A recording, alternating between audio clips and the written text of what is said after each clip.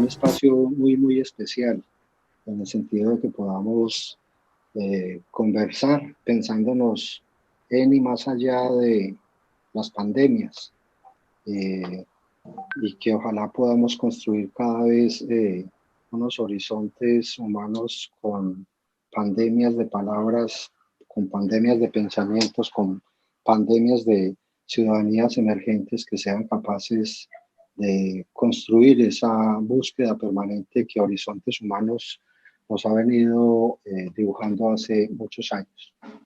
Yo hoy creo que no voy a hacer una intervención larga, ya enseguida me voy para Consejo Superior y solamente quiero tal vez compartir una pequeña imagen que tengo en mi cabeza frente a lo que significa hoy hablar en el marco de una pandemia y cómo visualizar, conversar más allá de ella. Hoy hablar en la pandemia significa frustración, significa miedo, significa agresión, significa ira, significa tristeza, eh, pero estas como unas emociones tal vez muy básicas de el sentir de humanidad, me parece a mí que pueden adquirir significados post pandemia desdobladas desde el deseo, desde la capacidad de indagación, desde la solidaridad y desde la alegría y el humor como grandes elementos para constituir y consolidar esa utopía. Y pensando en esa utopía, me acordabas hace poco de un video que tal vez hace unos 2 o 3 años hizo Miguel sobre lo que significaba la búsqueda de la utopía a través de horizontes humanos, y yo estoy por pensar ahora que deberíamos pensar en una distopía, pensar en que seguramente las utopías que nosotros estábamos pensando hace 10 años o hace 20 años, y que estaba tal vez señalando Miguel, no deberían ser las utopías configuradas afuera de una ciudadanía iberoamericana y latinoamericana, que negasen las posibilidades de igualdad, que negasen las posibilidades de inclusión. Deben hoy configurarse en una distopía, también pensando que las regulaciones de la palabra también cayeron en la trampa de las regulaciones del mercado, y que la economía de la palabra es la economía del mercado, que tal vez podamos pensar no en unos lenguajes neoliberales, sino en unos lenguajes neoestructurales, unos lenguajes que sean capaces de hacer el equilibrio entre el orden y la libertad, en donde descubramos cuál es el orden necesario para la libertad de nuestra Latinoamérica, que todo el tiempo o construye orden o construye libertad, y que nos hemos dado cuenta que ninguno de los dos como expresiones fundamentalistas ha resuelto el asunto, y que hay que tener ciertos equilibrios, y que entonces esa distopía pueda saber leer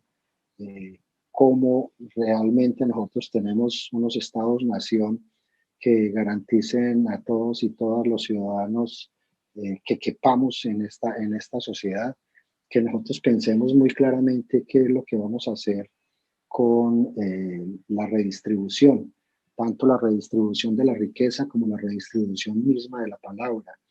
Yo creo que la palabra y el pensamiento son fundamento único y especial para poder transitar a la configuración de esas sociedades en las que todos debemos caber. Me parece que una apuesta como la que ustedes vienen desarrollando en Horizontes Humanos es la apuesta de la aventura de humanidad, una aventura de humanidad que cada vez se expande, que hace aulas expandidas, que hace instituciones expandidas, que hace maestranza expandida, que hace que cada uno de ustedes en su conciencia, en su colocación moral, en su colocación ciudadana expanda esas posibilidades para que de verdad esa solidaridad se vuelva el gran lenguaje post pandemia. Les agradezco mucho por este trabajo que hacen por nuestra América Latina. Estoy convencido que con rutas como las que ustedes trazan vamos a seguir consolidándonos como una región que tiene conciencia de ser la más desigual del mundo, pero igual tiene conciencia y está configurando rutas para eliminar esas desigualdades de pensamiento, de palabra y de riqueza. Espero que puedan disfrutar mucho las conversaciones de esta tarde y bueno, nos podremos ver y nos podremos escuchar más adelante. Muchas gracias. Guillermo, muchas gracias a ti por las palabras. Guillermo Orlando Sierra, el rector de la Universidad Manizales, muchas gracias por abrirnos el espacio, las plataformas y todo este sueño que estamos construyendo entre todos con la facultad, con el doctorado y con todos los programas de la universidad, pero con las distintas personas que de una u otra manera hacen parte de este encuentro y que tú has conocido. Agradecerle y saber que entre reinos de utopías, distopías y cualquier otra cantidad de opciones lingüísticas en la cual nosotros podamos pensarnos en unas humanidades más horizontales, en unas humanidades más encontradas en lo que nosotros somos, menos apresuradas. Es este un camino entre los muchísimos caminos que la gente trata y tratamos de encontrar, y que con Horizontes Humanos, que tú lo has apoyado desde que nos conocemos, hemos logrado construir un grupo de amigos, y es lo que queremos agradecer aquí a este grupo de intelectuales que de manera voluntaria han decidido entregar su palabra durante 9 sesiones para un total de unos 30 conversadores entre hombres y mujeres de mucha importancia en Iberoamérica. Y tendremos estos conversatorios para irnos revelando y para irnos mostrando como posibilidad lingüística y sabernos más allá de los dolores, más allá de los sufrimientos, más allá de los olvidos, más allá de tantas cosas, qué es lo que estas pandemias nos enseñan a nosotros, que es la primera que nos ha tocado a nosotros vivirla de esta manera, pero otras humanidades, otras familias nuestras las vivieron en unos momentos bastante complejos. Sabemos de eso porque las hemos leído, sabemos de eso porque otros nos las han relatado. Es decir, nosotros estamos haciendo lo mismo para las pandemias del futuro cuando ya no estemos. Otras humanidades podrán saber de nosotros, podrán saber qué acciones pueden tomar cuando les lleguen condiciones como estas, qué caminos, qué hacer con el tiempo, qué hacer con el ocio, qué hacer con todas estas cosas cuando no nos podemos mover. Es lo que a nosotros nos queda.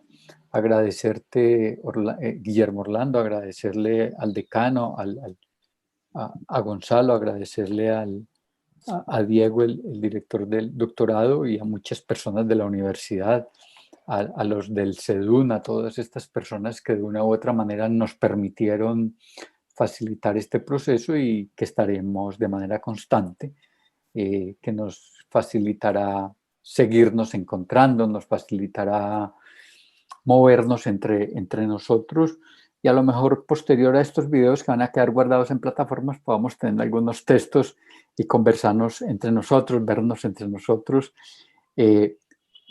reírnos un poco después de algunos sustos, de algunas preocupaciones que hemos tenido, darle lugar a lo que lingüísticamente somos en Iberoamérica, porque aquí hay pensadores de Iberoamérica, no es Hispanoamérica, sino Iberoamérica, y eso nos acerca a nosotros en lo que deseamos y en lo que de alguna manera también estamos sufriendo.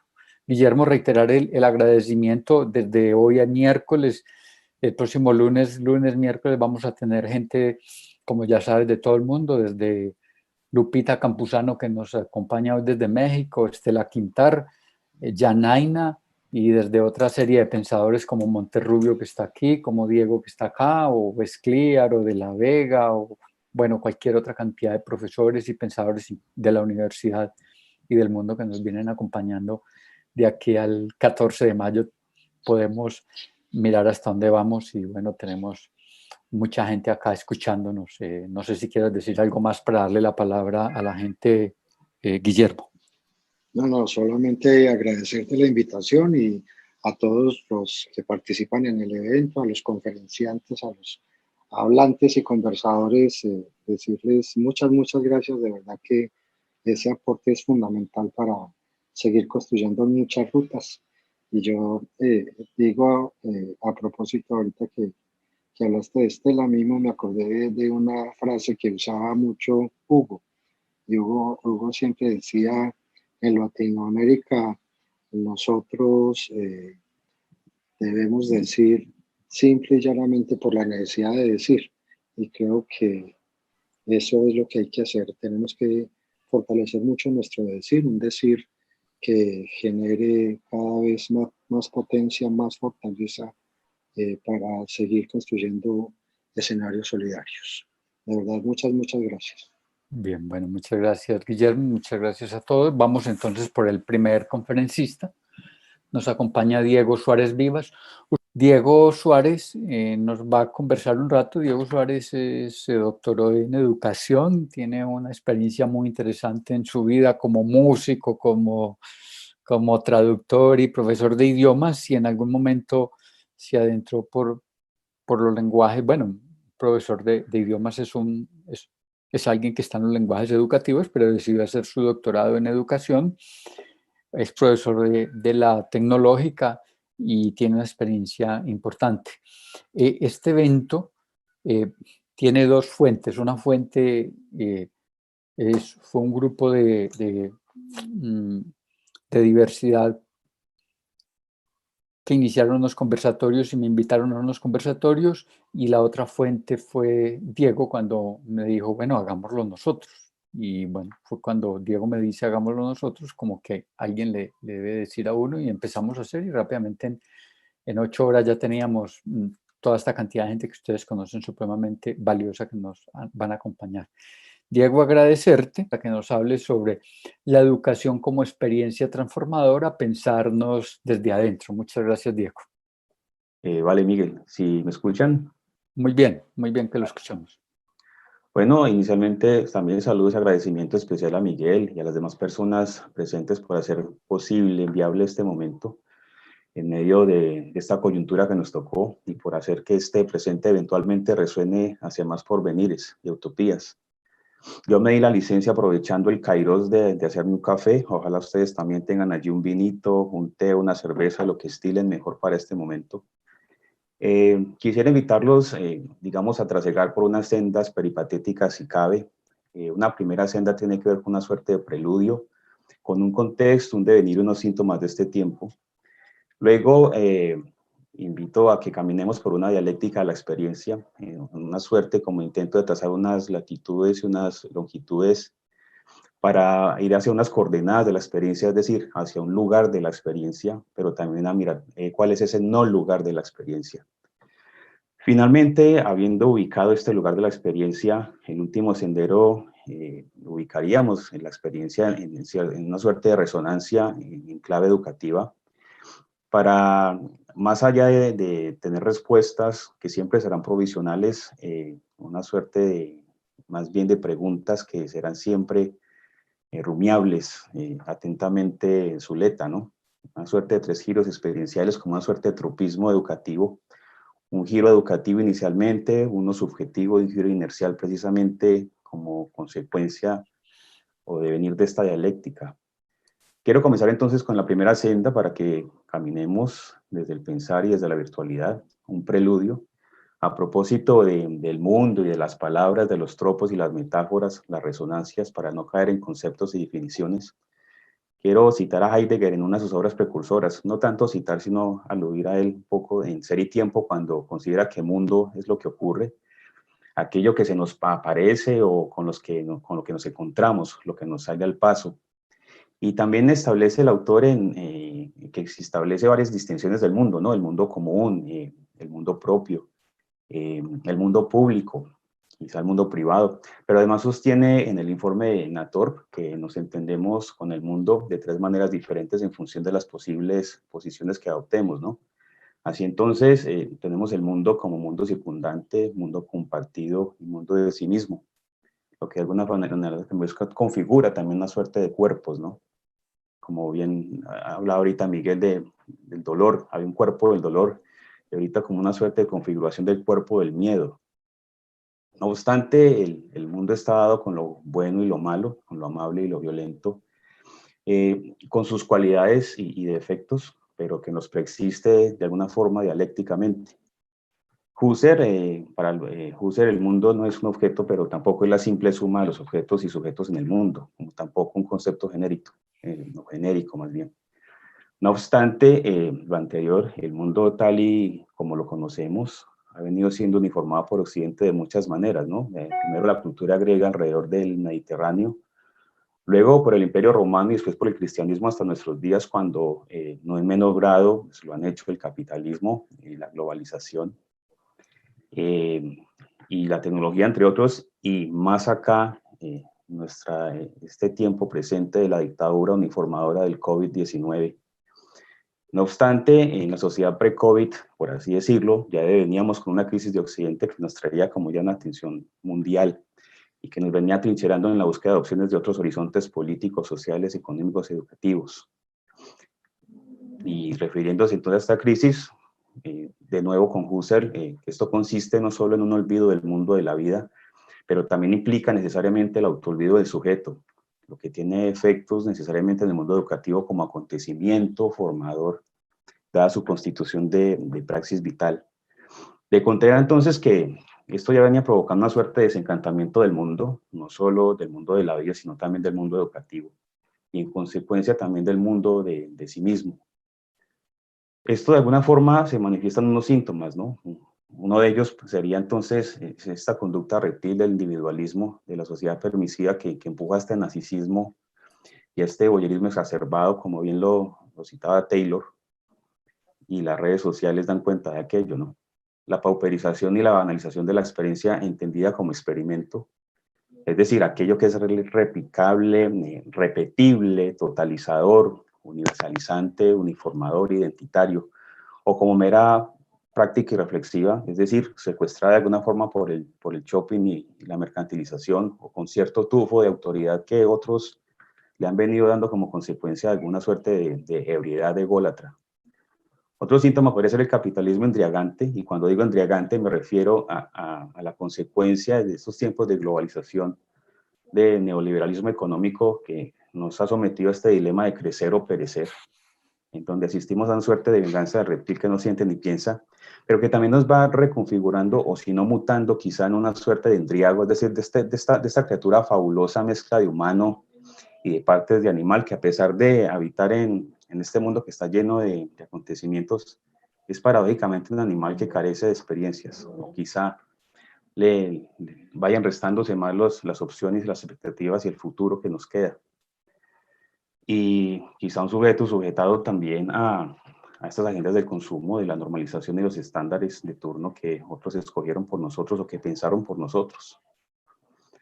Y que también se va inoculando en la academia y se va poniendo a servicio de las corporaciones como una suerte de prepago y se esclaviza a los indicadores, los estándares, los rankings y la vuelve una suerte de acólita de esta racionalidad instrumental. Pero más allá también otro síntoma sería esta desescolarización de la academia, es decir, de que le hayamos perdido la pista a la Scholé, es decir, a la acepción de escuela en Grecia, es decir, a ese tiempo y al espacio del ocio para pensarnos o repensarnos, volvernos a sentir, volvernos a decir, volvernos a hacer. La escuela como una suerte de acción no utilitaria en la que el sujeto puede desplegar, enriquecer y potenciar su pensar, su sentir, su hacer de la forma más singular y quizá buscando este logro del estar bien o el bienestar que inicialmente era quizá la idea de la economía y no la que existe ahora, en donde se invirtieron los medios y los fines. Todo esto, en parte, para vendernos la idea de creer que los cambios se dan solo de arriba hacia abajo y de afuera hacia adentro. Tendríamos aquí entonces unas secuelas, ¿no? Que resuenan en muchos de nuestros países. Los políticos del Lupanar, que son responsables de estas leyes inoperables, a través de las cuales solo desmarañan más estos hilos de Ariadna, pero que además les sirve para sobreurbanizar los de la burocracia. Atentamente, Kafka. Y los medios meretrices al servicio de las agendas y de las narrativas del capital, del poder también, y el conocimiento para sus propias mafias, del panóptico, el panóptico actual de la infotecnología y la biotecnología, que ya está exacerbado en China y que quizás el modelo a copiar tal vez es la apuesta de muchos países en adelante. Y más acá, lo que nos toca como humanidad en clave de depresión, de ansiedad, de este hastío de existencia, quizá ahí el ruido de un mundo de la vida y educativo que quizá no nos permite reconocernos, reencontrarnos, redescubrirnos para reconfigurarnos con el otro, pero también con lo otro en el acto educativo.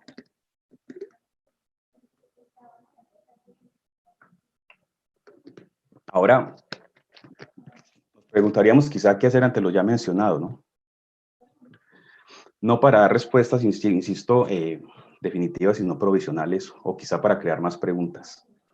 Y una de ellas quizá sería apostar por repensar los presupuestos y los fines no solo del mundo que nos tocó, sino también de la educación de nuestro tiempo y, por supuesto, poner en cuestión nuestros prejuicios y expectativas ante esta contextualidad, ante esta coyuntura del COVID. Pero además, para tratar de abrir opciones en clave de resistencia desde la inconformidad o desde cierta negación de más de lo mismo. Un poco atendiendo una dialéctica negativa que nos permita hacer viables otros horizontes de mundo, de humanidad y también de sentido. Y que nos preguntemos también desde dónde, ¿no? Y para esto quizá abrimos camino a la segunda senda que inicié al principio, que anuncié quizá al principio. Y es que para encontrar el lugar de la experiencia habría que irnos a una dialéctica de la misma. Y la experiencia aquí, para efectos de este conversatorio, entendía como eso que nos pasa. Atentamente, Jorge La Rosa.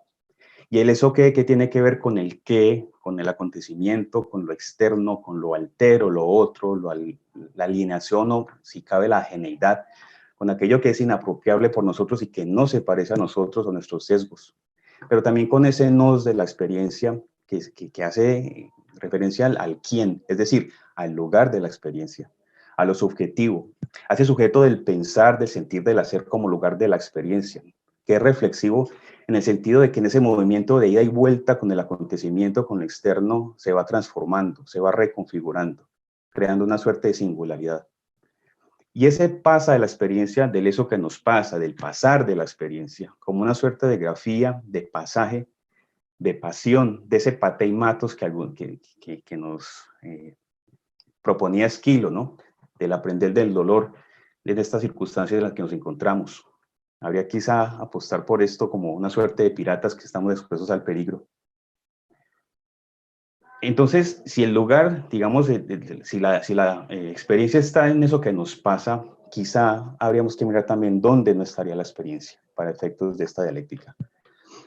Y la dialéctica entonces no estaría en el experimento, como mencioné anteriormente. Es decir, la experiencia no ha de estar contaminada de empirismo. Por el contrario, la experiencia ha de ser irrepetible, singular, sorprendente, plural, incierta, libre. Así como tampoco puede reducirse a la mera práctica o a lo pragmático, si cabe, sin querer decir que podría haber prácticas sin experiencia. Con todo, entonces, la experiencia no es instrucción en absoluto. Una dialéctica en donde todo tiene su opuesto, un opuesto que no es absoluto, sino relativo, pues nada es completamente lo uno ni completamente lo otro. Y también donde además uno sucede al otro y el otro al uno, creando y recreando esta inmanencia de la existencia. Entonces una dialéctica, pero más allá de una dialéctica, de una pedagogía negativa, si cabe, es decir, una filosofía de la negación y una pedagogía contraintuitiva de crítica, de resistencia como filtro, lente, foco que va de Heráclito a Marx y que da origen a este pensamiento filosófico y que, como sostiene Adorno, nos permite ocuparnos, superar lo dicho y no revalidar lo existente a través de ubicar lo no idéntico, lo que no reduce a la lógica de lo mismo, a lo administrado, a lo acordado, y que busquemos una suerte de lenguaje propio que le preste voz a lo que llama por ser dicho, que hable del sufrimiento humano, que hable de la esperanza de lo que no puede ser. Y que pueda hablar del humano también, de este dolor real, de este padecer distante de los riesgos alienantes del discurso de la técnica. Aquí entonces tampoco pretendo pontificar desde otro lugar, es decir, crear otra religión pedagógica u otra tecnología educativa, o quedarnos en la aparente comodidad de la heterodoxia que tarde o temprano, como bien sabemos, degenera en ortodoxia. Empero, develar aquello que emerge en la interacción entre la formación y la deformación, lo que genera una dialéctica que resuena con la experiencia, con eso que nos pasa como apuesta para la transformación. Aquí entonces, si hemos ubicado ya el lugar de la experiencia, es decir, eso que nos pasa, pero también lo que no es experimento, pero tampoco es mera práctica. ¿Cómo hacerla resonar con el campo educativo? La experiencia que resuena con el ámbito educativo la podríamos mirar entonces con un aspecto formativo y un aspecto deformativo. De donde surgiría otra suerte de dialéctica. Entonces, si la experiencia resuena con un aspecto formativo, esta encontraría entonces sus ecos en el acontecimiento, es decir, con el eso qué de la experiencia, con un halo de bueno, positivo, verdadero, con que los cambios se dan de afuera hacia adentro y de arriba hacia abajo, es decir, por ley, por decreto, por currículo, con este statu quo propuesto a través de ciertos proyectos que establecen catecismos pedagógicos o modelos de sujetos deseables, o también con una pedagogía de la metafísica, de las esencias educativas, de los modelos didácticos, de los currículos universalizantes, o de una educación alineada y antropológicamente correcta, o con síntomas como la universidad corporativa, las didácticas del aburrimiento, los currículos alexitímicos, las pedagogías despedagogizadas y los profesores prelingüísticos, o con jaulas de clase, y con procesos educativos también que otorgan títulos, pero que no cambian a las personas o a las prácticas docentes y mucho menos a la porción del mundo que nos tocó. Por otro lado, la experiencia, resonando con el aspecto deformativo de la educación, reverberaría entonces con el sujeto, con el quién de la experiencia, con lo inexperimentado, lo impensado, lo singular, con que los cambios sean en la interacción con lo formativo, pero que sean de adentro hacia afuera, es decir, desde el sujeto, pero también de abajo hacia arriba, desde el aula, en este caso la virtualidad que nos ha tocado. Y que con que no solo de razón vive el hombre, pero también de su emoción. Y con aquello que habita en lo negado como modelos de representación y argumentación que no entran en los relatos o la narrativa, las conversaciones de la academia como un hecho diferente o como utopía, o como eutopía, que también cabría allí.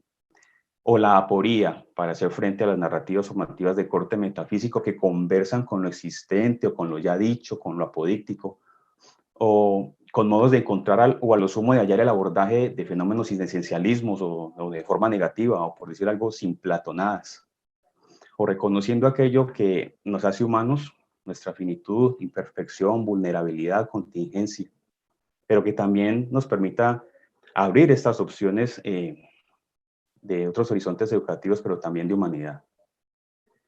¿Todo esto para qué? Es decir, en esta dialéctica que emerge nuevo después de haber ubicado la experiencia entre la formación y la deformación, lo que se buscaría entonces es no caer o dejar de habitar el lugar de la Habildung o de la semiformación de la que nos hablaba Adorno, es decir, de esta falsa experiencia resultado de la satisfacción suscitada quizá por el consumo de bienes culturales o de esta sujeción a la racionalidad del consumo y el espectáculo como autoafirmación que empobrece en cada la experiencia como nos lo acotaba Benjamin en algún momento. Ante esto entonces habría que recuperar quizá unas pistas perdidas. Por un lado, la paideia, que transita hacia una autenticidad existencial como apuesta educativa, buscando esta suerte de equilibrio y aproximarnos a la mejor versión posible de nosotros, de cada uno de nosotros, pero también que tenga en cuenta la viva conciencia de los preludios naturales de la vida humana y de estas leyes inmanentes que nos gobiernan. De la humanitas también, sobre todo, para que no olvidemos que a menudo es el arte y las lecturas oportunas del mundo lo que puede salvarnos de la crisis barbarie que estamos pasando. Y de la Bildung entendida también como el trabajo sobre sí mismo a través del cultivo de estas habilidades propias del automejoramiento, aprovechando este encierro y este encontrarnos con nosotros y este habernos salido de los ruidos del tráfico, de las instituciones, de tantas cosas que nos piden a diario en las diferentes instituciones, sin renunciar obviamente a nuestras responsabilidades como docentes o como seres en el mundo o como personas que habitan en una casa con otras personas, que comparten en familia. Pero también yo creo que habría que reivindicar una educación más vital a partir de algunas sabidurías heterodoxas de la antigüedad y a partir de algunos filósofos que apostaron más por la experiencia que por la instrucción y más por la conversación que por la escritura, a pesar pues de las posibilidades que esta última nos puede abrir. Quiero citar algunos para no extenderme mucho, por ejemplo con Péreces de Ciro, de quien podemos retomar la dialéctica de la naturaleza en sentido de lo terreno, de la poesía, de los efectos del lenguaje, la palabra como iniciación, de la narrativa, de la metáfora. Con Leucipo, con el atomismo, el caos y el orden de los átomos para la creación de un mundo, o de este mundo que ya tenemos que es azaroso, del gozo, la felicidad y el placer como eudaimonía, es decir, como un bien singular para el pensar, sentir, decir, hacer, para estar en este mundo, y el placer como vacío iniciático a través de la quietud y el silencio que nos hemos visto abocados con la situación actual. Con Demócrito también, quien mucho antes que Buda se desinteresó por el dinero para contemplar el mundo, para simplificar la existencia y procurar una vida feliz, y el trabajo sobre sí mismo, la eutimia, es decir, la tranquilidad, el bienestar o el estar bien, el buen humor y la buena voluntad. Con Hiparco, para amar lo que acontece como nos está aconteciendo ahora, el instante presente, la vida como periplo. Con Antifón, y si antes podíamos apostar por una educación en la calle, en los bares, en las tertulias, sin jaulas, otros dirán aulas, quizá en la virtualidad nos armemos con la palabra, la ironía, el humor y la conversación como terapia, la aletheia, lo inolvidable. Con Aristipo, la estética, la estesis, la ontología de los sentidos, lo risible de los valores simulados como la identidad, el patriotismo, la nación, la acumulación innecesarios que están emergiendo ahora con estos gobiernos de derecha.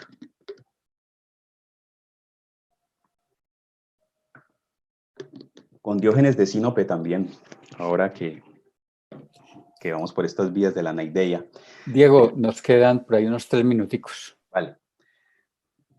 La naideia y la parresia también con Diógenes de Sinope. Es decir, la paideia, la humanitas, la bildung, las heterodoxias antiguas, nos vienen de alguna forma bien por estos tiempos. Parte de esta experiencia de transformación. Para finalizar entonces, quizá podríamos mirar estos 3 giros y los dejo a manera de pregunta, ¿no? Un giro educativo para el cual hago la siguiente pregunta. ¿Cómo entonces la educación actual y la educación post-COVID, a partir de una dialéctica entre formación y deformación que provoque una transformación educativa de abajo hacia arriba y no solo de arriba hacia abajo, y que apunte además a abrir opciones en el mundo educativo no obstante la virtualidad? La segunda, que sería un giro subjetivo, y es a partir de una dialéctica entre el sujeto y el acontecimiento actual del COVID-19 que está dejándonos una grafía, una huella, una cicatriz personal, de adentro hacia afuera y no solo de afuera hacia adentro. ¿De cuál educación o educaciones estamos hablando actualmente? ¿Qué paisajes se avisoran? Y más allá de nuestro rol docente, hemos tenido tiempo, escuela, ocio para nosotros mismos, para repensarnos desde adentro como seres en el mundo y no solo como sujetos pensados desde y para el estudiante, las instituciones o lo instituido. Finalmente, un giro inercial. Y la pregunta aquí sería, ¿qué horizontes nos depara el porvenir como dialéctica entre el mundo educativo y el mundo de sí mismo y que remoza el mundo de la vida y en especial el mundo post-COVID? Espero entonces que como Wittgenstein no les haya ahorrado el pensar, sino que les haya dado algo por o qué pensar, pero que también los invite a, como Gadamer en Verdad y Método, no ahorremos a los demás ni a sí mismos en la experiencia provocadora y reconfiguradora que nos convoca y nos conjuntan adelante. Y a través de estos ciclos de conversación, que vuelvo y agradezco a Miguel por el espacio y todos los que están presentes, en claves de horizontes humanos, educativos y del mundo. Sin más, pues, los dejo con esta experiencia, si se dio, es decir, si dejó una grafía, una marca, una cicatriz en ustedes. Y los invito entonces a que sigamos con las pestes y las pérdidas que esto puede tener como inercia. Muchas gracias. Bien, muchas gracias, Diego. Agradecerte, Diego, el ejercicio. Pero bueno, estamos más o menos en el tiempo. Esta era la hora más o menos en que te iban a venir a ver, o sea que estamos bien.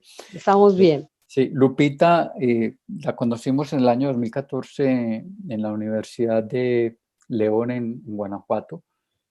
Y a partir de ahí hemos tenido distintos acercamientos, incluso de hacer un Horizontes Humanos allí en México. Eso estaba muy caminando, pero con lo que nos ha pasado en el último tiempo, todo se ha frenado, está muy silencioso, no hay que tener paciencia. Lupita allí la conocimos con un grupo de profesores muy inquietos, muy hacedores de varias cosas, y entre esos Lupita. Lupita, yo la he visto que hace lenguajes para sordos, que se comunica con los niños, o niños no, con las personas que tienen dificultades o estas cosas auditivas, que tienen alguna diferencia auditiva. He visto que trabaja lo que tiene que ver como con el duelo de las muertes. La he visto también en foros y en eventos de publicación de libros, de escritura. Es una mujer muy facética, con muchas vertientes, que mueve bastante público, que es bien escuchada. Lupita, bueno, agradecerte que tú hayas dicho que nos quiere hablar sobre la percepción que tenemos sobre las pérdidas. Y muchas gracias, Miguel, por la invitación. Siempre es un gusto para el alma conocer gente como tú, porque a través de la palabra vas llevando como un horizonte de esperanza, porque es justamente la palabra la que nos va construyendo. Yo quiero empezar a platicar un tanto de lo que estaba diciendo hace rato Guillermo Sierra, el rector, en donde, bueno, él en su mensaje me deja claro una idea de que el lenguaje y las ideas siempre van a ser el pegamento para unirnos. Y bueno, yo quiero compartir un poco mi experiencia como en este último conocimiento que he adquirido, que es la tanatología. Me agrada mucho la filosofía. Creo que también hablar de filosofía es pensar sobre un aprendizaje, porque se va separando el alma del cuerpo, y es justamente esta forma que recobra el alma a través de los pensamientos, las ideas y el lenguaje, lo que nos va conectando con el otro. Ahora que vivimos esta experiencia tan tremenda del COVID y que estamos confinados en nuestras casas en todas partes del mundo, nos pone ante un escenario que habla de las pérdidas.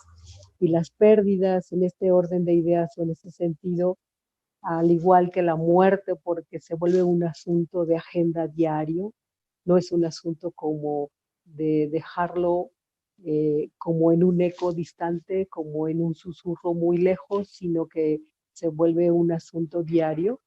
Pues es justamente esta idea y lo que significa lo que nos iguala como humanos. Decía hace rato Miguel, tenemos que estar viviendo sobre una vivencia cada vez más horizontal, cada vez más horizontal. Y hoy quiero ir tomando lectura de algunas frases que he escrito y irlas compartiendo, ¿no? La gran conciencia de las pérdidas y la muerte es lo que nos iguala hoy. Cuando nosotros tenemos esta conciencia de que somos finitos, esta conciencia de que la muerte hoy se vuelve una agenda diaria, porque nos lo van diciendo la Secretaría de Educación, porque también nos lo va citando el gobierno. Entonces nos pone mucho a cuestionarnos sobre en sentirnos iguales. Y aquí la parte de la economía, la parte de la intelectualidad, la parte de ser o no personas distintas por la raza, la religión, cualquier otro punto, pues se queda a un lado porque nos vemos iguales ante las pérdidas. Y haciendo un juego de palabras, después en alguna lectura decía Kierkegaard y Nietzsche, en un juego de la libertad, decía, bueno, si esto va a pasar, si nuestro consentimiento y es algo irreversible, no lo podemos cambiar, Y bueno, aquí la propuesta es si podemos cambiar las cosas desde la mirada. La percepción que nosotros vamos teniendo a través de las pérdidas y la muerte va en función de la mirada. Cuando nuestra mirada es distinta, entonces a partir de ahí vamos construyendo algo diferente y nuestra conducta por ende va a sentirse. Esta es la manera de que opera el ser humano. Viene una situación, yo la aprendo con todos mis sentidos, la interpreto, la llego a sentir y luego lo expreso. Entonces el lenguaje se vuelve un conector significativo en estos momentos. El poder expresarle a la gente sorda que algunas de las actividades o algunos de los lineamientos importantes en esto que era nuevo para todos es algo importante y es algo que se pone como al servicio de la comunidad. El lenguaje se vuelve entonces este vehículo que hace que nos unamos en una situación y es a través del lenguaje que se puede establecer una nueva realidad, una realidad en la que todos participemos de una manera democrática, en la que juntemos nuestro trabajo hoy, la agenda, desde esta visión será entonces un trabajo cada vez más colaborativo, más participativo, más vinculado a valores colectivos. Y bueno, ¿esto por qué surge? Porque entonces, dado que el confinamiento en la casa es quédate en casa, esa es la propuesta, es a través de la ventana que yo estoy observando una realidad que va cambiando. Y esta realidad pues me lleva a empatizar con el otro, porque antes yo veía estas situaciones de pérdida, de muerte, le agrego otros factores, violencia, etcétera, pero sobre todo las percepciones sobre la pérdida lo veo como muy a la distancia, porque lo veo a través de mi ventana. Pero luego me doy cuenta que no solamente soy yo la que lo vive, sino se vive en un inconsciente colectivo donde se propaga esta información, todos llegamos a sentirnos de esta manera, entonces el sentimiento se vuelve y se propaga como un colectivo inconsciente donde todos lo empezamos a vivir. Prueba de ello, empezamos a ver en los portales de distintas redes sociales situaciones que nos van humanizando ante la pérdida. Y esto íbamos viendo que la gente hace algunos videos donde hacen conjuntan un sentimiento de bienestar para propagarlo. Y es desde la ventana donde estamos viendo esta realidad que va cambiando. Lo veíamos muy lejos, pero ahora se vuelve un asunto de agenda diario por las emisiones de las que hablo. Y de alguna manera es lo real, primeramente lo real que llegamos a experimentar. Y bueno, esta sensación de pérdida y también de una pérdida de libertad, de no salir, de actuar de una manera. Sin embargo, vemos otro lado de la moneda, sobre todo pues en países como el mío, que es México, donde también en zonas donde la gente no puede decir ni juzgar, que la gente no hace caso de quedarse en casa. Esto es un absurdo. La situación es que también la gente necesita salir a trabajar. Se ha sentido entonces esta pérdida también sobre el no poder salir, el poder quedarse en casa, pero entonces es perder negocios, es perder aspectos de libertades, es perder también un ingreso porque la gente vive al día a día. Y bueno, también platicando con otras personas decíamos, pues es que habrá tal vez más muertes de pobreza que muertes por COVID, ¿no? También quiero compartir, bueno,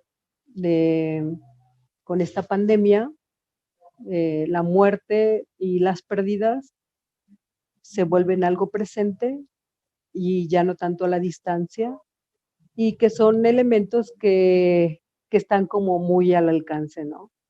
Esta globalización de la que por muchos años atrás nos sentimos como como con mucha protección, porque estábamos en una globalización, porque nos daba como un sostén, pero pues ahora tenemos esta sensación de conectarnos más con los otros. Ahora estuvimos más puestos a través de las redes sociales qué ocurría en otras partes del mundo, y también nos unimos como en las sensaciones de ver lo que puede ocurrir en otros países y en nosotros, qué es lo que nos queda a nosotros por trabajar. Y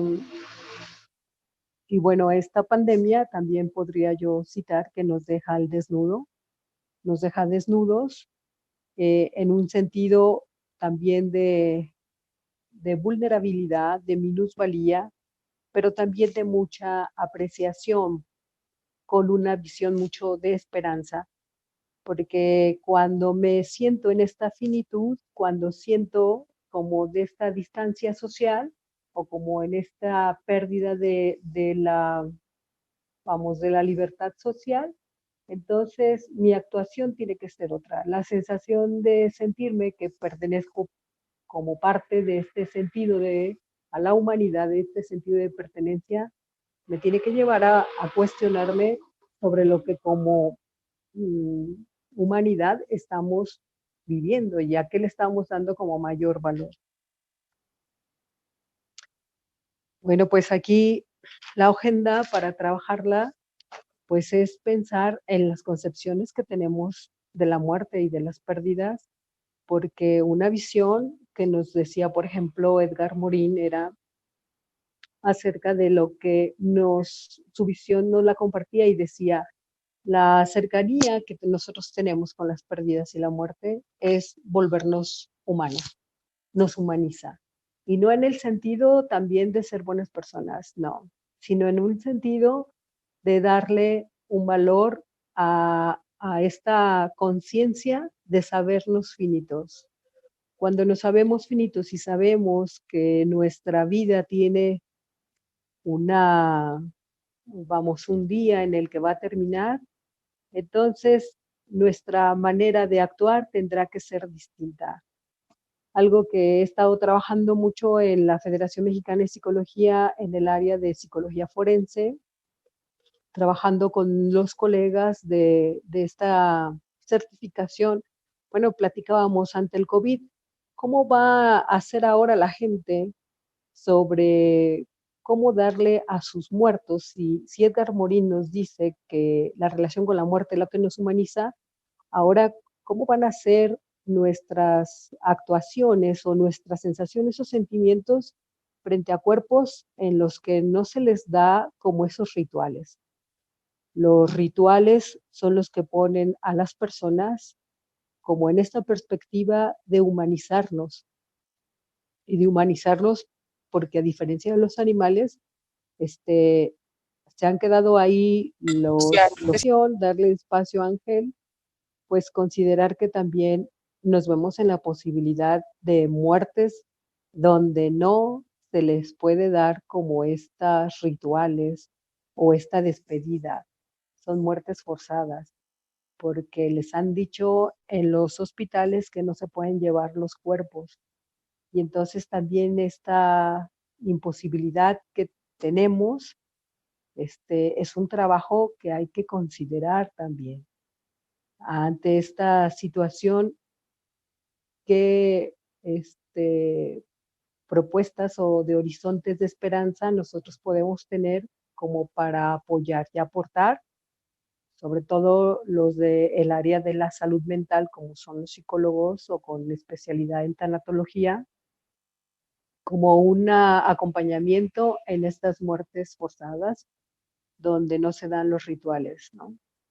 Esto es lo que yo quería compartirles y ir considerando sobre este aspecto el asunto de que todo va a partir mucho desde nuestra mirada. La mirada de nosotros como personas ante este COVID tiene que venir transformadora, tiene que ser más nutridora, tiene que pensarse en cada vez más un aplanamiento cada vez más de relaciones de poder y de lenguaje cada vez más planos, más lineales, y ir dejando de lado estos aspectos de poder. El lenguaje nos tiene que llevar, o esta visión del COVID nos tiene que llevar a ser más colaborativos, ¿no? Pues hasta aquí mi comentario, Miguel. Y te agradezco mucho la invitación. Bueno, hombre, tenemos pendiente ahí para el próximo año en México invitar a todos los pensadores, los intelectuales, a hacer nuestro encuentro en la Ciudad de México, nuestro Congreso Internacional. Vale, Lupita. Así es, muchas gracias. Todas las personas que están por este medio, que tengan preguntas, las pueden hacer, porque al final vamos a hacer una suerte de conversatorio donde participen Diego, Lupita y Ángel Monterrubio, preguntas generales o particulares. Ya vemos cuáles podemos darle trámite, las pueden hacer aquí por el chat. No podemos habilitar ni audio ni sonido para todos, porque ya saben que sería una locura. Y bueno, aquí estamos. Ya está el enlace de YouTube, ahí hay gente viendo de Brasil, de Argentina, de España, de Portugal, de México, bueno, de Colombia, de Venezuela, de muchos lugares están viendo. Y agradecerles tanto la participación que hasta el momento ha tenido Diego como la tuya, Lupita. Y sí, bueno, gracias. El otro año en Horizontes Humanos nos veremos por allí, Nos vemos por México, ahí en México, claro que sí. con toda seguridad. Vamos a ver si el mago de las comunicaciones, doctor Monterrubio, ya pudo entrar. Perfecto. Vale, bueno, pues entonces, bueno, ahora sí ya, ¿no? ¿Sí? ¿Ya estás viendo la presentación? Ya Ahí estoy viendo la presentación, perfecto. Bueno, discúlpenme, muy buenas noches. Siento mucho, ya se ha reído un poco mi querido amigo Miguel González de la magia de las tecnologías. Yo en realidad soy un pupas, no sé si se me ve, Miguel? No, hombre, se te ve Perfecto. una persona experta. Se ve, no controlo esto, entonces, bueno, pues la verdad es que soy un cenizo para las tecnologías. Bueno, como me he perdido todo el principio, yo quería agradecer la invitación que me hace la Universidad de Manizales. Voy a empezar por el rector magnífico, el doctor Guillermo Orlando. Muchas gracias por recibirme otra vez en su casa. Y estoy un poco disgustado con él porque él prometió venir a España cuando vino Miguel, cuando vino Gonzalo, pero él no vino, ¿no? O sea que, bueno, pues tiene que venir y le debo un convite, como él me convidó también cuando estuve en Manizales. Y, por supuesto, a Miguel, que, bueno, pues me permite pues estar en contacto con ustedes y bueno, y es un buen amigo, un gran amigo. Yo voy a tratar de ajustarme al tiempo, que para mí es muy complicado, y lo que quería hacer era hacer un repaso de la peste a lo largo de la historia. Además, para que no se aburran aquellos, pues le pongo cuadros relativos a la peste, con lo cual ustedes podrán mirar los cuadros y así evitan tener que seguirme a mí. En realidad, utilizo el término peste porque es una bonita palabra castellana que ha servido desde la antigüedad. Siempre se ha llamado peste pues, a aquellas enfermedades infecciosas muy mortales y que causaban muchos estragos en la población. Así es como aparece en el primer diccionario que tenemos de las autoridades de principios del siglo XVIII y, por tanto, pues a veces, porque suena como muy duro lo de la peste, pero a lo largo de toda la historia se ha llamado peste, sea lo que fuera, a esas enfermedades contagiosas, como ahora, por ejemplo, pues es el coronavirus. Entonces también sería una peste, y a mí me gusta hablar de esta peste que tenemos en estos momentos. La primera peste que tenemos datada, aunque es de Atenas, la tenemos en Sófocles, en la tragedia de Edipo Rey. En realidad, ustedes recuerdan que Edipo es castigado por los dioses por aquel daño que había hecho, ¿no? Ya saben ustedes, además, cómo en Grecia el daño no tiene reparo, los dioses te castigan y por tanto Edipo como cae en la desgracia, etcétera, etcétera, que ustedes saben muy bien. Esto no cambia hasta el cristianismo. El cristianismo sí que hay perdón y por tanto si uno expía o se confiesa sus culpas, pues bueno, pues ya viene luego el estado de gracia y por tanto sí que hay perdón. Entonces nos aparece, como digo, porque da lugar a esa tragedia de Sófocles. En realidad él se basa en esta peste, en la primera peste que conocemos, datada, que es del año 431. En aquel momento hay la guerra del Peloponeso y entonces, bueno, pues la verdad es que de repente Atenas hay una fiebre tifoidea, que en aquel momento es terrible, se extiende por toda la ciudad, mueren alrededor de 300.000 personas, fíjense que acaba pues prácticamente con un tercio de la población, pero además no solamente eso, sino que se extiende pues prácticamente por toda Grecia. En realidad eso va a cambiar, como imagino que cambiará también el COVID, nuestra manera de ver el mundo y también cambiará el mundo, lo está ya cambiando, pues bueno, va a hacer que la guerra del Peloponeso, ¿verdad? Pues la pierdan los atenienses, que gane Esparta, un modelo que va a hacer luego que todo, digamos, la época dorada, que es aquel momento ateniense, pues se venga abajo. Bueno, pues no sabemos qué hubiera sido, ¿no?, si Atenas hubiera ganado aquella guerra, pero en fin, la peste de Atenas truncó ese momento. Bueno, la conocemos por un historiador, el padre de los historiadores, que es Tucídides. Tucídides en su famoso libro de la guerra del Peloponeso, él sufre en primera persona la peste, entonces es el primer escritor, este historiador, que describe con todo tipo de detalles cómo fue la pandemia, ¿no?, y cómo pues arrasó la península. Entonces, bueno, pues con todo tipo de detalles tienen ustedes la presentación y por tanto la podrán leer, se la pueden pasar y podrán leer algunas cosas. Es interesantísima la historia de la guerra de Peloponeso per se, pero bueno, pues si uno se quiere acercar a la peste, pues lo va a ver perfectamente ahí. La primera gran peste global documentada va a ser la peste antonina, en el año 165, va a durar hasta 180 y va a ser un foco de viruela hemorrágica. Como siempre, las pestes vienen de Oriente, aunque no sea así. En este caso se dice que venía de Irak.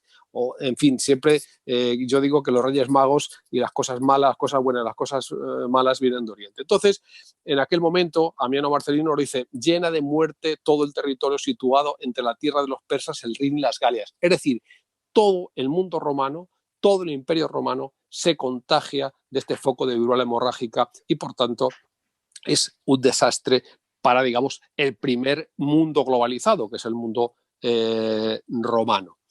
Fíjense, ahí le pongo un mapa de ese momento del Imperio Romano y fíjense todo ese área, ¿no?, entrando como entra por Oriente y, bueno, barre absolutamente todo el Imperio Romano. Es curioso porque la mortandad, un poco ahora como estamos con el coronavirus, es en torno a un 10%, y mueren 4 o 5 millones de personas, háganse la idea. Y luego además, pues bueno, sí que ocurre, como está ocurriendo con el coronavirus, allí donde hay más gente, en las ciudades, en el ejército, pues bueno, hay mayor población, pues arreciaba mucho más. ¿Qué consecuencias tiene esta peste? Bueno, pues que va a acabar con la famosa paz romana. Es el momento que el Imperio Romano tiene su mayor extensión y su mayor dominio a todos los niveles. Entonces va a acabar con ese momento importante y va a servir para lo que luego vamos a llamar la entrada de los pueblos bárbaros hacia adentro. Se habla mucho de algunas historias siempre económicas, culturales, etcétera, etcétera, del ejército, pero en realidad la peste es uno de esos elementos que va a servir para la caída posterior del Imperio Romano. Tenemos además, bueno, pues un narrador de lujo, que es Galeno de Pérgamo. Él acude a Roma, el propio Marco Aurelio lo llama, él está en el ejército de Marco Aurelio y, bueno, pues es quien nos la describe. Lo va describiendo cómo era, y le pongo fiebres, diarrea, inflamación de laringe, erupciones de piel, tos violenta, fetidez de aliento, etcétera, etcétera, hasta que en el 7º o noveno día, pues moría. Por lo tanto, una pandemia global sería la primera y Galeno pues nos la va describiendo. Tenemos luego otra peste, que va a ser la peste justiniana, al año 541, que va a ser la primera peste bubónica documentada. Ya saben que podemos hablar de la peste desde 541, pero hasta que se descubre la bacteria, la Yersinia pestis, Yersin, que pues, es prácticamente en el siglo XIX, y por tanto siempre va a haber brotes de peste bubónica a lo largo de la historia hasta, ya digo, el siglo prácticamente XVIII, finales del XVIII, y bueno, pues la famosa peste negra será un brote de esta primera peste bubónica documentada. Se dice que llega de Etiopía. Etiopía en aquel momento se pone siempre también como ese sitio. Otros autores dicen que pudo venir de China. Y bueno, pues lo cierto es que en la ciudad de Pelusio, en Egipto, en el 541, allí es donde empieza a desatarse este infierno de la peste bubónica, y bueno, pues va a remontar Levante, por todo el Levante, Gaza, Jerusalén, Antioquía, Constantinopla y Bizancio. Y de allí va a cruzar Europa y África, Asia, y entonces, bueno, va a ser una gran pandemia. Se calcula que van a morir entre 25 y 50 millones de personas. Fíjense, es entre el 13 y el 26% de la población en el siglo VI. ¿Qué va a ocurrir? Bueno, pues también otra consecuencia terrible y tremenda va a ser que el Imperio Bizantino, en aquel momento está en su máximo desarrollo, además quería incorporar otra vez la parte del Imperio occidental, y allí estaban los reinos bárbaros de Europa asentándose, y bueno, pues eso hace que, como no tienen poder económico y militar, pues bueno, pues que los reinos bárbaros de Europa se desarrollen. Por tanto, va a ser también esta coyuntura importantísima para que al otro lado del Mediterráneo florezcan los reinos bárbaros en la Edad Media. Tenemos una gran documentación en Procopio de Cesarea. Él lo escribe en La Historia Secreta. La Historia Secreta, digamos, es unos libros, un documento, el libro que va escribiendo, donde cuenta, digamos, la historia menos oficial. Ahí, pues, es en algunos pasajes cuasi pornográficos. Entonces, bueno, pues nos va contando, ¿verdad?, cómo van las bubas, cómo se moría rápidamente con las pústulas negras, etcétera, etcétera, cómo maduraban, etcétera, cómo se podían a veces evolucionar, o en los casos de que se podía curar. De hecho, ustedes, algunos han leído de Robert Graves, El Conde Belisario, que se basa en la Historia Secreta de Procopio de Cesarea. No habla mucho de peste, pero bueno, para que ustedes tengan una idea. Ya les digo que además, si no lo han leído, pues lean ustedes La Historia Secreta, porque se van a divertir mucho, aunque tenga algunas cuestiones, digamos, como son las de la peste, que son menos divertidas. Juan de Éfeso también es historiador, también nos va contando también el impacto de la epidemia. En fin, bueno, pues ahí lo podemos encontrar. Por supuesto, la más conocida es la peste negra, 1347, es la más documentada.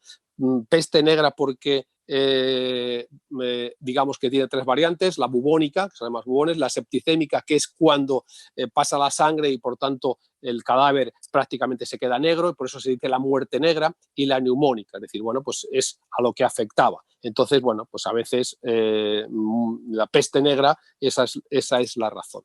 Entonces, bueno, se inicia en 1346 en Cafa, en la zona de Crimea, a orillas del Mar Negro, y vean ustedes allí cómo ven ahí el mapa, ese mapa, cómo desde allí, bueno, pues los genoveses son los mercaderes que están por toda Europa, son las que empieza la peste, ellos huyen hacia Florencia y la llevan en los barcos. Entonces, bueno, todas las rutas comerciales, y otra vez recorre prácticamente todo el mundo europeo, y por tanto, bueno, pues va a ser tremendo, va a ser, ahí ven ustedes ese mapa, además cómo va llegando a la peste, alcanzando por esas diferentes tonalidades, cómo se va yendo hacia Occidente, desde Oriente. Bueno, se habla de un 60% de mortandad en Europa, es decir, sumando todo, sumando lo que serían las muertes directas por la infección, y luego además, pues bueno, el caos social, hambre, etcétera, etcétera. Dense cuenta que de unos 80 millones, calculan que se puede quedar en 30. Eso dura en 6 años. Y ya digo, luego con rebrotes posteriores, pero bueno, fue terrible.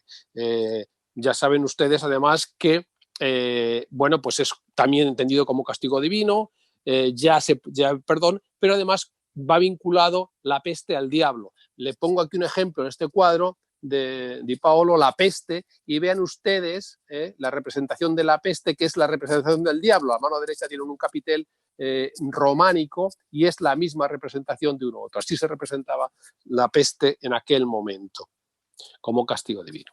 En fin, las consecuencias pues también son muy importantes. La verdad es que va a haber una gran revolución económica en aquel momento.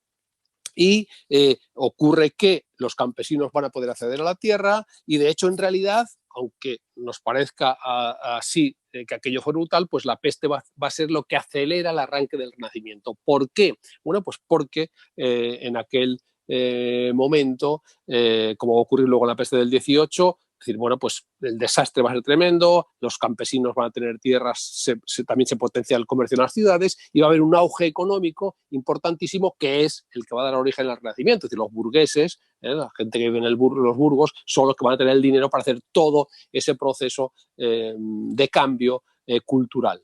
Y bueno, de hecho, ahí en el Batisterio de Florencia, si hay algo más que inicie el Renacimiento, sería Ghiberti, y ven ustedes cómo representa esas escenas del Nuevo y el Viejo Testamento, pero en realidad hay una escena de comercio importante, de abundancia dentro de la ciudad. Por tanto, el placer de vivir, después también de la peste, etcétera, etcétera, también es importante.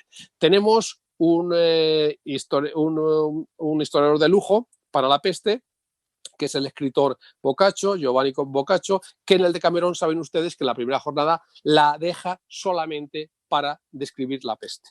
De hecho, él la excusa que toma es la peste y es un encierro como el nuestro, de 14 días, una cuarentena, donde se juntan 10 jóvenes, 7 hombres y 3 chicas, y luego, pues bueno, para por las tardes y las noches que se pase el encierro bien, pues cuentan un cuento y dan 100 cuentos en esa estancia que están de encierro. Por tanto, si quieren ver cómo es la peste, con que vean la primera jornada, la describe muy bien. Bueno, y le pongo algunos cuadros, como digo, aunque pase muy deprisa, donde se refleja esas escenas.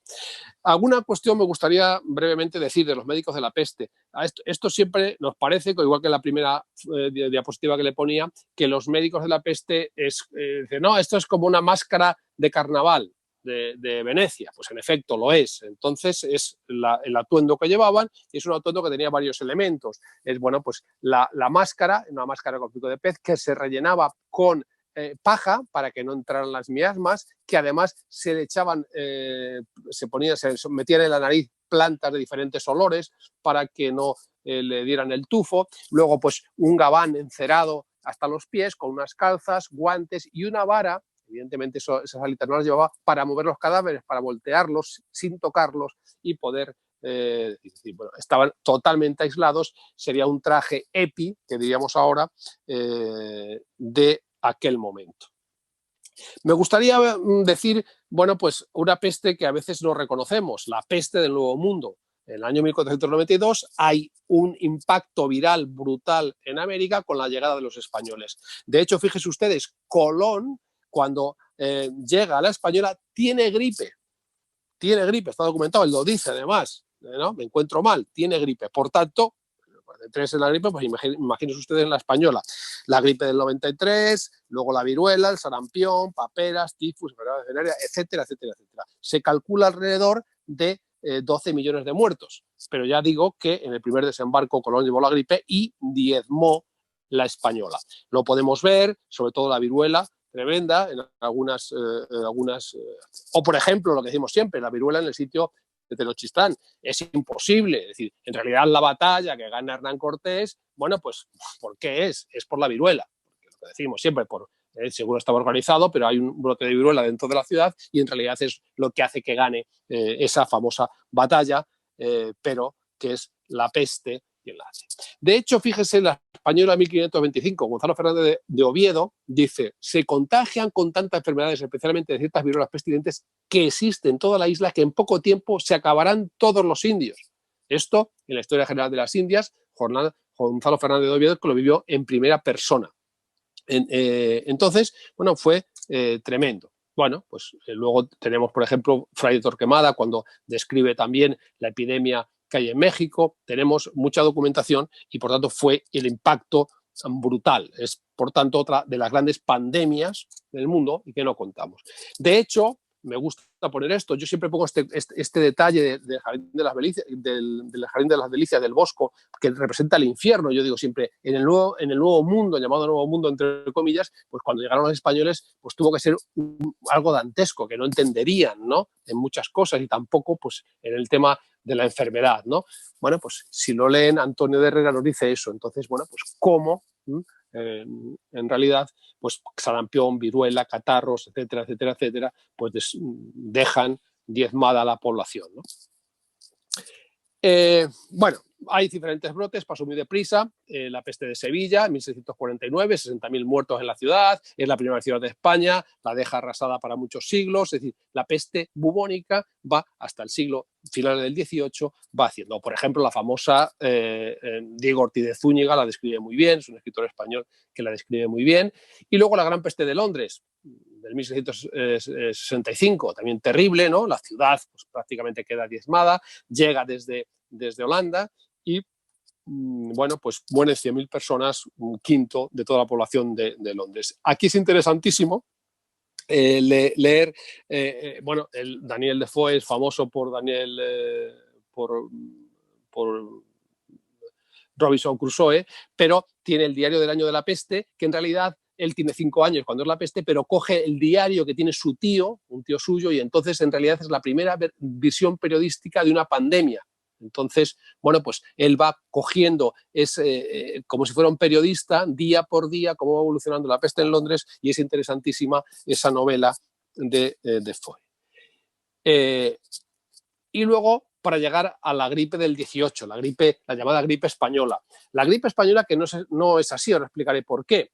No se sabe dónde se inicia el foco inicial, aunque la primera vez que se estudia es en Estados Unidos, en un campamento de Kansas, en el 4 de marzo del 18, y bueno, pues lo que sea es que pasa a Europa, ya saben ustedes que estamos con la Primera Guerra Mundial, la Gran Guerra, y de allí pasa a España. No es española porque, ya le digo, había en otros sitios, a España llega en septiembre, sobre todo, le pega mucho en septiembre y octubre de 1918, y antes pues está dando. ¿Qué ocurre? España es neutral en la guerra. Entonces, como ahora, censuran las publicaciones, no dan los datos, y cosa que no se hace ahora en España, pero en 1918 los periodistas y los periódicos hicieron una gran labor porque todos los días publicaban el número de víctimas, etcétera, los que se recuperaban. Fue muy, muy, muy interesante la labor que hicieron los periodistas. Y por tanto, pues bueno, como daban todos los datos, la verdad es que veían los datos españoles para ver cómo evolucionaba la peste. Entonces, bueno, pues ellos, los países que estaban en la Gran Guerra, no lo hacían para no desmoralizar, ¿no? Es decir, para que... miren, a mí me gusta mucho la pintura, igual que a Miguel. Ahí tienen a Munch. Munch se salva de la gripe del 18 y ahí tienen su cara, es uno de esos grandes cuadros. Fíjense qué cara tiene, cómo quedó de destrozado Munch, y ese autorretrato que él hace después de haber pasado la gripe.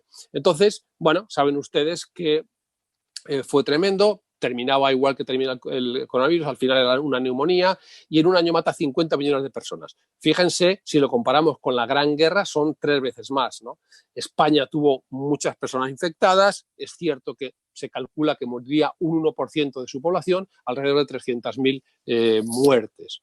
Y bueno, hay alguien que muere importante, un pintor que a mí me gusta mucho, que es Klimt. Klimt muere de la pandemia, y aquí le pongo el cuadro del beso, que es uno de los más conocidos. Y si tuvo algo importante, la gripe del 18, fue que después de la gripe, después de la guerra, se va bueno, pues lo que sería, digamos, la OMS, ¿no? Se hace una institución que fuera cooperación y coordinación de las pandemias que pudiera haber posteriormente en el mundo. Entonces sería, ya digo, pues ese sistema de control global de crisis sanitarias que vemos que tampoco, bueno, pues cuando de verdad vienen mal dadas, pues bueno, ni OMS ni AMS. Entonces, bueno, Klimt, decía, es uno de los pintores que muere en la gripe del 18. Entonces, muy deprisa los he llevado, se pueden pasar la presentación y pueden leer alguna cosa más. Y Petrarca, a mí que me gusta mucho, pues él cuando después de pasa la pandemia de la peste negra, pues escribe esto, ¿no? A un amigo en una carta: feliz posteridad que no experimentará una tribulación tan abismal y contemplará nuestro testimonio como una fábula. Fíjense, pensaba Petrarca que, bueno, pues aquello nunca más podría pasar a la humanidad. Bueno, pues se equivocaba, ¿no? Podemos decir nosotros lo mismo, pero vendrá otra pandemia, como han venido varias a lo largo de la historia, como ustedes ven, y bueno, pasará lo mismo. Diremos como Petrarca que una tribulación tan abismal nunca contemplaremos y que lo contaremos como si fuera un sueño. Pues no es un sueño, que es realidad, y en estas estamos. Por tanto, muchas gracias por su atención y cuídense. Muchas gracias a todos, gracias a Ángel. Ángel es un profesor de la Universidad Castilla-La Mancha. Allí hicimos Horizontes Humanos, hemos construido una relación muy, muy, muy bonita. Nos ha acompañado en los últimos eventos y bueno, gracias a la voz de él, pues tenemos este viaje por las historias de las pandemias, que no es una historia cualquiera que uno suele ver en estos leves medios de información y le dedican poco, pero aquí en media hora nos contó una historia fantástica. Ángel, muchas gracias por tu ejercicio, por compartirnos. Para Diego, es pertinente seguir el concepto y la lógica de las competencias en el contexto educativo en un escenario post-COVID. Bueno, yo creo que como sostenía en mi intervención, las competencias hay que mirarlas de alguna forma dónde están ubicadas en el contexto educativo. Si se están viendo como un fin o si se están viendo como un medio. Pareciera ser que en algunas instituciones se asoman como un fin y casi que todo se organiza solamente para buscar ese fin. Todo se vuelve un medio para eso. Incluso las apuestas por lo humano, solamente para que se acomoden todos a las competencias. Yo creo que este encierro, esta cuarentena, nos pone en perspectiva de lo que viene entonces sobre la educación. Por eso dejé más preguntas que respuestas. Las competencias corresponden, digamos, o resuenan con lo formativo, es decir, con que los políticos estos creen que los cambios se hacen de arriba para abajo, es decir, porque sacan una ley o sacan un currículo, entonces el ministerio cree que ya los cambios se hacen desde allí, cuando realmente los cambios pasan de abajo hacia arriba, es decir, por las apuestas didácticas o educativas que cada docente haga en su aula. Yo creo que el docente post-COVID tendrá que ser una suerte de pirata, ¿no? Una suerte de pirata. Es decir, una persona que convierta su aula en una suerte de buque lleno de corsarios de sus estudiantes, en donde sus apuestas educativas sean las de él y las de nadie más, con su propia singularidad. Que las competencias sean un medio y no un fin. Un medio para un fin que es, un fin que es lo humano, ¿no? Porque las competencias están en el ámbito de lo formativo. Ahora, como están en el ámbito de lo formativo, habría que mirar qué del otro lado, de lo deformativo, habría que apostarle. No es que las competencias en sí sean malas o buenas, precisamente para no caer en estas dialécticas de lo bueno y de lo malo. Tampoco pretendo anatematizar las competencias ni otros aspectos que tienen que ver con la educación o con lo instituido. Es decir, con las competencias hay que cumplir sí o sí. ¿Por qué? Porque es la ley. Y dura lex el lex. Dura la ley, pero es la ley. Sin embargo, ante las competencias tampoco hay que renunciar a lo deformativo, es decir, a lo humano, al sujeto de la experiencia, al lugar donde acontece. Entonces la pregunta aquí sería, ¿qué hacer entonces en la educación post-COVID? ¿Qué apuestas educativas habría que implementar cada uno de los docentes? Didácticas, educativas, ¿qué estrategias? De suerte que en esa interacción entre lo que se pretende como fin, sirva para que se miren las competencias con otra perspectiva hacia lo humano, a unas competencias más hacia lo humano, sin dejar o sin descartar lo instituido, que son los conocimientos que hemos de aprender todos, porque es un sistema escolarizado, ¿no? Es un sistema que tiene que tener unos temas de aprendizaje, unos conocimientos que nos permiten abrirnos al mundo y leer al mundo de muchas maneras. Pero las competencias, cuando se vuelven solamente un fin, es donde se se anatematiza de alguna manera, se deja lo humano de lado, cuando deberían ser más bien como un medio para un fin que es lo humano. Entonces la pregunta es esa, ¿cuáles serían las didácticas, cuáles serían las apuestas educativas que un docente post-COVID habría que apostarle como una suerte de pirata en ese buque, en su aula de clase, si eventualmente llegamos de nuevo a las aulas de clase, y espero que sí, para que precisamente haga esa conexión entre la emoción y la razón, entre lo humano y el acontecimiento, entre lo formativo y lo deformativo, de suerte que en esta dialéctica se produzca la experiencia, es decir, que se quede o que deje esa huella que transforma, esa huella que hace que nosotros seamos otros y que seamos diferentes a lo que siempre hemos conocido de nosotros mismos, aparte de nuestros sesgos, que podamos gestionar nuestras emociones, que podamos apearnos al kairos que se nos va presentando, que nos podamos ajustar al contexto que nos va llegando. Yo creo que por ahí sería la apuesta, es decir, no anatematizarlas, pero bueno, sí. Diego, ¿me escuchas? Sí, Miguel. Gracias. Solamente una observación, tú dijiste, no para que lo responda ahora, sino para pensarlo, porque le voy a hacer una pregunta a Lupita que le hace Gloria Tobón. Tiene que ver que tú dices que cada profesor de manera individual resuelva el asunto, y Horizontes Humanos lo que está tratando es de que colectivamente todos podamos llegar a un posible encuentro, es decir, que de manera colectiva, no de manera individual, sino de manera cooperativa logremos encontrar medios para resolver este problema. Te pregunta Gloria Tobón, Lupita. Sí. Dice, al cambiar drásticamente, tú le respondiste, pero los rituales de despedida, donde está ausente la posibilidad de la mirada del que murió, ¿cómo sería desde tu propuesta ese cambio de mirada? Sí, yo decía que ahora que estamos en este COVID también, cuando ha habido algunas muertes, no se le permite luego a la persona como despedirse o tener rituales. Y mi propuesta sería ante esto que esta situación de despedida tendrá que ser como desde una forma colaborativa. Si de alguna manera los dolientes se quedan con esta imposibilidad, tal vez otras personas podrían hacer estos rituales como en su defecto. Y se vuelve también esta despedida un tanto simbólica. Cuando yo mencionaba, cuando no se dan estos despedidas por muertes forzadas, por los secuestros, porque en nuestro país hay un alto índice de criminalidad y violencia, las formas de poderlo hacer es de manera simbólica. Bien, para quienes están pidiendo audios, no tenemos forma de habilitarles audios, que nos escriban las preguntas.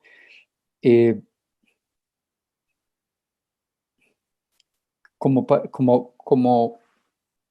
para ir cerrando este conversatorio, Yo que tenía nos una interesa. pregunta para Ángel. No sé si tú puedas o Diego. ¿Qué es lo que tú dices? Una pregunta para Ángel. Ya se conectó. Gracias, Ángel. Dale. Tengo una pregunta. En este pasar del tiempo donde nos hablas de la peste, casi después de este suceso que es tan deplorable, viene como enseguida una situación como de mucha pujanza económica para un grupo de personas en particular.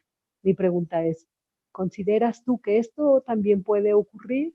Es decir, si esta otra peste que ha venido y que ha sido una pandemia, bueno, porque ya casi todo el planeta está habitado, por eso se ha dado así, ¿vendrá alguna reconstrucción de tipo política social fuerte de algún país en particular, un grupo de personas en particular? Oigo No, Ángel, altísimo. Espérate. Ángel, tienes eco, debes apagar uno. Sí, perfecto. ¿Ahora? Muy bien. Bueno, decía que si repasamos todas las grandes pandemias, que en realidad que hemos hecho, en todas ha habido luego un gran cambio que ha modificado de una u otra manera. Sí es cierto que en cada uno de esos momentos va a favorecer a un tipo de gente. Por ejemplo, los campesinos, a los esclavos, por ejemplo, en el tema de la peste antonina, los favorece porque van a ocupar tierras que antes eran de los señores y eso va a hacer que haya una gran producción y por tanto vaya a haber mucho más comercio. Entonces, bueno, Sí, imagínense, en la gripe del 18, la gripe del 18 va a traer luego los años locos. Hasta la Segunda Guerra Mundial son años muy, digamos, a todo nivel, a nivel cultural, a nivel de música, a nivel también económico, de pujanza. Es decir, después de estas crisis, de estas coyunturas, pues, bueno, pues la vida vuelve otra vez y es igual que ocurre con el Renacimiento. Se acelera el Renacimiento con la peste negra, el placer de vivir, todo ese tipo de cosas siempre se dan. ¿Qué ocurre? Bueno, pues tenemos que ver ahora qué es lo que, digamos, hacia dónde bascula, como tú bien dices.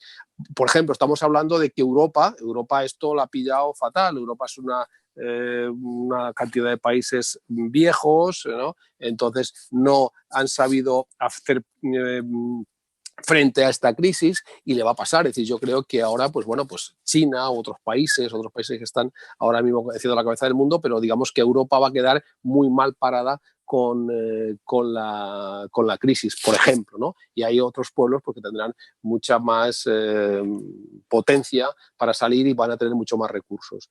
Pero yo, si algo hay históricamente, será que va a ser el momento en que Europa, por cómo le afectó la crisis y lo mal que lo han llevado los políticos y se han organizado, pues será el fin, ¿no?, digamos, de Europa como líder mundial, ¿no?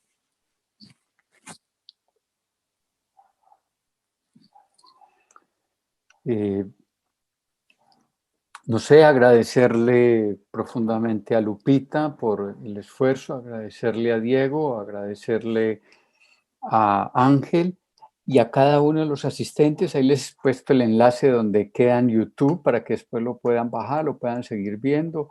La gente que está por YouTube me ha dicho que lo escuchan muy bien, que lo ven muy bien. Una pregunta final, o sea, los tres, cada uno en minutico, 2 minuticos, nos hacen un cierre final de lo que les haya faltado decir o de lo que quieran decir. Empecemos entonces por Diego. Bueno, yo diría que no solamente, insisto, veníamos con una inercia ya de un mundo en tensión, de un mundo en crisis, un mundo que venían pensando otros desde arriba, desde afuera, y que estamos en una incertidumbre cada vez mayor debido a la situación. Y por lo menos en lo personal yo insisto y defiendo el asunto de recuperar algo de lo que nos quedó del pasado, ¿no? Y ajustarnos, adaptarlo al presente, pero también avisorarlo qué tan viable es al futuro, ¿no? Teniendo en cuenta que nadie sabe qué va a pasar mañana, en un mes o en un año. Para mí la experiencia, entendida como eso que nos pasa, es precisamente tratar de buscar apuestas educativas que dejen huella en cada uno de nosotros y nuestros estudiantes, en los procesos educativos o en el acto educativo. De suerte que ahorita quizá crea un poco más de fuerza, dadas las circunstancias virtuales, dado de que no tenemos la oportunidad del tacto, de la mirada fresca y húmeda que podemos tener con los estudiantes, del abrazo, de quizá el saludo con beso, donde se acostumbre, del calor del otro en algunas mañanas de clase. Pero es apostarle entonces, si desde la virtualidad, cómo hacer para provocar esta emocionalidad que no nos da la virtualidad y que la encontramos de alguna forma en la presencialidad o quizás de todas las formas en la presencialidad.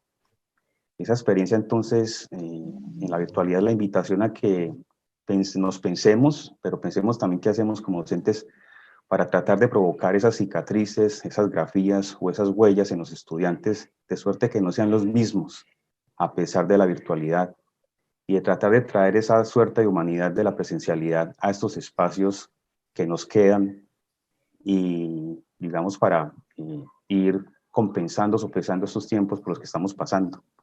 La invitación es esa, entonces, un poco a quienes trabajamos en la docencia. Yo creo que la mayoría de los presentes aquí son docentes,